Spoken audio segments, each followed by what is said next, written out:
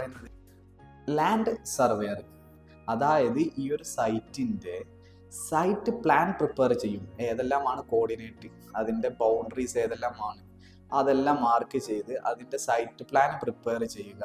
അതുപോലെ തന്നെ ഈ ഒരു വർക്ക് നമ്മൾ സൈറ്റിൽ ഇംപ്ലിമെന്റ് ചെയ്യുന്ന സമയങ്ങളിൽ നമുക്ക് ഇതിൻ്റെ ഫൂട്ടിങ് എവിടെയാണ് വരുന്നത്, കോളം എവിടെയാണ് വരുന്നത്, ഇത്തരത്തിലുള്ളതെല്ലാം മാർക്ക് ചെയ്യുക.